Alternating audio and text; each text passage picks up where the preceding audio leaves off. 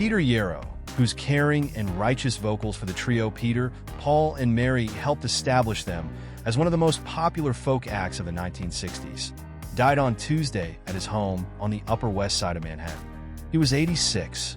His death was confirmed by Ken Sunshine, his publicist. Mr. Sunshine said the cause was bladder cancer, which Mr. Yarrow had been battling for the past 4 years. On many of the trio's recordings, they split the vocal parts equally, grading Mr. Yarrow's precise tenor around Noel Paul Stuckey's gentle baritone and Mary Travers's warm contralto. But Mr. Yarrow also had some prominent lead vocals as well, fronting such well-known group recordings as Puff the Magic Dragon, Day Is Done, and The Great Mandala, all of which he either wrote or co-wrote. Puff became a #2 Billboard hit, while Day Is Done grazed the top 20. Mr. Yarrow wrote many other songs recorded by the group, often in collaboration with Mr. Stuckey, the last surviving member of the group. In their peak years, Peter, Paul, and Mary reached the Billboard Top 40 12 times. 6 of those songs made it onto the top 10, including one, their cover of John Denver's Leavin' on a Jet Plane, that reached #1. They racked up 5 Billboard Top 10 albums and twice topped the magazine's album chart. Like many folk groups of the day, Peter, Paul, and Mary were as well known for their progressive politics as for their music. In August 1963, they took part in the March on Washington, the site of the Reverend Dr. Martin Luther King Jr. I Have a Dream speech. Performing on the steps of the Lincoln Memorial, they sang Bob Dylan's Blowin' in the Wind, which they had turned into a top 5 Billboard hit that month. Their Washington performance helped establish it as a civil rights anthem. The trio also recorded songs and gave concerts supporting the liberal presidential candidates Eugene McCarthy in 1968 and George McGovern in 1972. Mr. Yarrow's lyrics often emphasized the group's political commitment. The Great Mandala, released in 1967, told the tale of a war protester on a hunger strike. Day Is Done, 1969, addressed to his son, suggests that the coming generation might create a more just world. Day Is Done and Puff the Magic Dragon, which both featured simple sing-along choruses and willfully innocent points of view, doubled as children's songs. Decades later, Mr. Yarrow turned each of them into an illustrated children's book. Puff also inspired an animated TV special in 1978 that was popular enough to spawn 2 sequels. Peter Yarrow was born on May 31, 1938, in Manhattan to Bernard and Vera Berdikoff Yarrow, Jewish immigrants from Ukraine.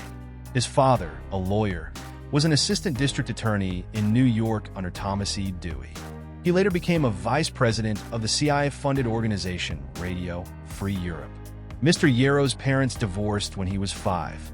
His father later converted to Protestantism, but Mr. Yarrow considered Jewish teachings a major inspiration in his life. He studied painting at the High School of Music and Art, now the Fiorello H. LaGuardia High School of Music and Art and Performing Arts, in Manhattan.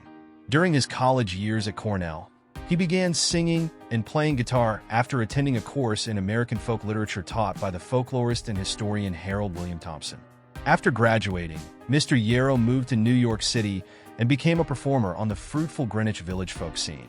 "I went with the idea that I want to be involved in music that creates community," he told the music magazine Rebbeed in 2015.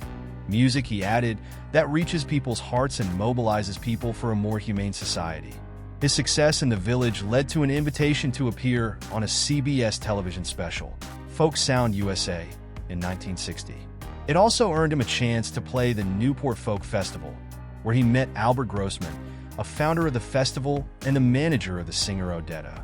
Mr. Grossman wanted to create a new group that would expand and update the formula of the Weavers, a folk harmony group consisting of a woman and 3 men, one of them Pete Seeger, which enjoyed significant success in the 1950s. He paired Mr. Yarrow with Ms. Travers, who had appeared in village clubs and sung several times with Mr. Seeger. The duo became a trio when, at Ms. Travers' suggestion, they added Noel Paul Stuckey, with whom she had performed at a local club.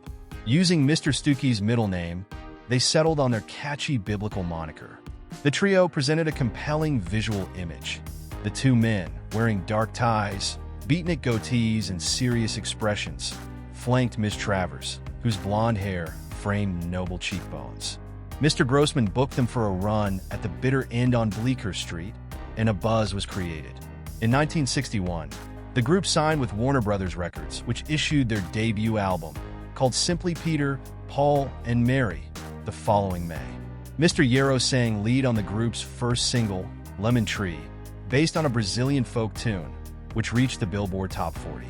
The full album rose to #1 after their second single, If I Had a Hammer, written by Pete Seeger and Lee Hayes of the Weavers, became a top 10 hit and won 2 Grammy Awards. The album stayed in the top 20 for 2 years and sold more than 2 million copies. The group's follow-up, Movin', released in early 1963, featured Puff the Magic Dragon, whose lyrics were based on a poem that a friend of Mr. Yarrow's, Lenny Lipton, had written when he was 19, inspired by an earlier poem by Ogden Nash titled The Tale of Custer the Dragon. Speculation later arose that the song referred to smoking marijuana, an interpretation Mr. Yarrow strongly denied. In June 1963, the trio released their cover of Blowin' in the Wind. Bob Dylan was another client of Mr. Grossman's. It sold an estimated 300,000 copies in its first week. By mid-August, it had hit #2. It went on to sell more than 1 million copies. Their version of another Dylan song, Don't Think Twice, It's All Right, broke the Billboard Top 10, boosting the writer's own album, The Freewheelin' Bob Dylan, into the top 30. Later in life, he often performed with his daughter and the cellist Rufus Cappadocia in a trio known as Peter, Bethany, and Rufus. Their success reinforced Mr. Yarrow's faith in his chosen genre. I believe folk music has had a positive effect on the decency, humanity, and empathy of society, he told Reuters in 2008. Peter, Paul, and Mary had a huge audience, some of whom did not agree with our politics. But they were touched by the human essence of our songs.